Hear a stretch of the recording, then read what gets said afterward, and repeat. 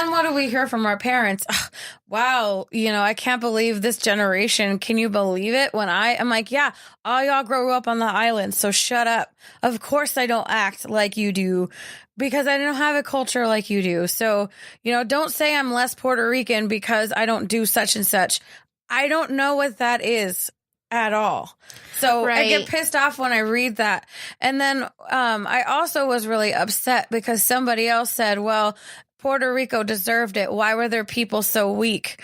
And I was like, the fuck? Like, we had people who had, they were a peace-loving, island-dwelling people. And people with firearms came and killed all the men. Well, probably not all of them, but you know what I mean? Like, how the fuck can somebody say that? Like, that really pissed me off. It's because they don't know any better.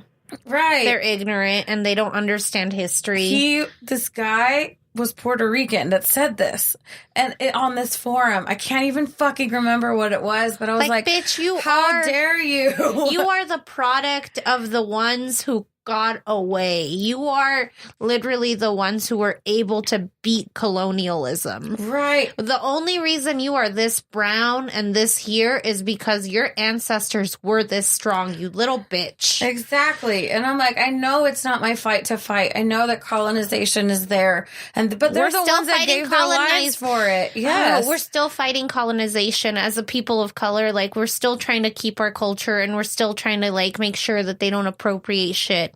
But they keep doing it, and it just sucks. And that's why the Black Panther film was such a, like, beautiful thing to see. Yes, and Killmonger, I felt like, represented even the people in Flint, Michigan. They represent the people in Puerto Rico. He represented all of us, kind of, because we're the people with no history. I don't know. You've been erased. Yeah, this erasure that happens with colonialism a lot. And I fucking hate it because all I hear is, oh, you're Puerto Rican. You must have a big ass like J-Lo. I'm like, that's not everything. We're more than just that. Like, it's a commodity. It's like an objectification. Right. And it just sucks. Like, oh, how exotic. No, I'm not like a collector's you're exotic. item. I was here before you. And I would happily go back to where I came from. However, I don't have a location specifically. I'm not German, so I can't go back there. I'm not Puerto Rican. I have family there, but I have no identity there. And then Virginia, where I'm originally from, I guess if you want to call it that. At this point, I'm so Midwestern that Virginians are like, the fuck's wrong with you? Yeah. Like, so it's like, it's confusing. Because Midwestern is a part of my identity, even though I don't look it.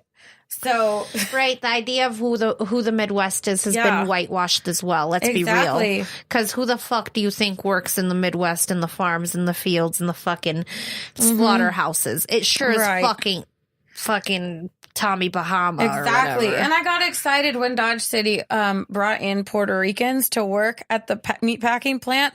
But because they're citizens, they said, fuck this. We're gone. They don't. Yeah, there's a lot of privilege that comes with being like a Puerto Rican person. Exactly. And then that's another thing, because a lot of people say, oh, man, that must be so hard for you in the Hispanic struggle. And I'm like, no. Hold up.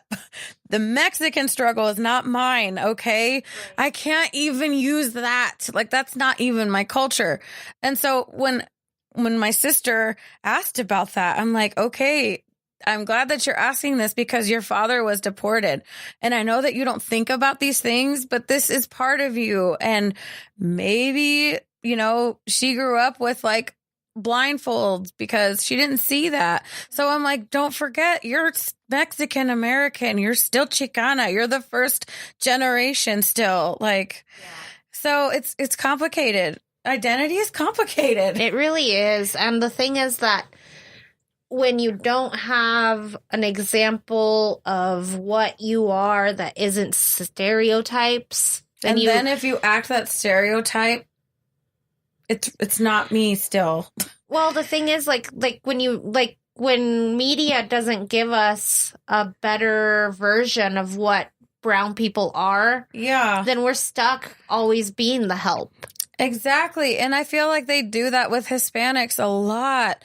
Like America Ferrera has to represent Is she Hondureña or is she Mexican? She's I can't Honduran. remember. That's what I thought. But she's representing Mexican women every time. She's representing all of the brown women that people don't know where the fuck you're from, but you're obviously not white and you're obviously not black, so you're somewhere from down below the Texan border. Right. So who cares where you're from, because we don't care about your culture. And people We just still know that don't. you're brown. And they don't care to figure it out. Like when I'm at work and people are like, it's taco day, Eve. Do you want to bring tacos? I'm like, did you even bother to figure out that I don't fucking eat tacos? I'm on keto, bitch. Like, I'll bring you some rice because that you're familiar with, but it won't be the one that you're used to because you're thinking of Mexican culture. That's not my culture, though. You know, I appreciate Mexican culture because my husband's Mexican. I love it. I grew up with it. I love Mexican people, but that's not the thing. me. They don't love the people. They only want the tacos, girl. I know. Fuck. And I don't know. Like, there was one scene in the movie that just gave me complete and utter, like, joy and fulfillment and just, like, love. And it was kind of a fucked up scene. What? It was the scene with Killmonger in the museum. Oh, yes. Yes. So the museum, as I have described it before, is a white box that houses art without context. And you usually have a white woman telling you what this context is. Yeah. And this handsome man goes in there and just like tells her what it is. Yeah. Because she's like trying to tell him that these African artifacts were a gift from this fucking fancy ass people. And I love it, by the way, like, that he had a grill and was, you know what I mean? Like rough. But he's smart. Knowledgeable. Yes. Yes. So like, he's like, first of all, y'all fucking stole this. Right. Because they did. Because every fucking old ass piece of shit in a fucking museum was fucking stolen from that culture. And don't you fucking let them tell you otherwise. And the only way that you can see it is because it's a relic. And I'm just like, you know, had you not destroyed all of it, I would have been able to see this more. Right. We would have been able to enjoy this culture on a different level. But because you're in this white box and you want to make the rules of how we experience culture, it's just convoluted and bullshit. And the fact that he comes in there and just like fucking rips her up to little pieces is like, no, bitch. Well, it looks like it's that time, y'all. Yeah, thanks for sitting with us and learning and talking. Talking about Wakanda and all that good stuff. Go watch it again. Buy it on Blu-ray and DVD. Give it to everyone you know. It's coming out soon. Continue this freight train of fucking power. Well, have a good night, neighbor.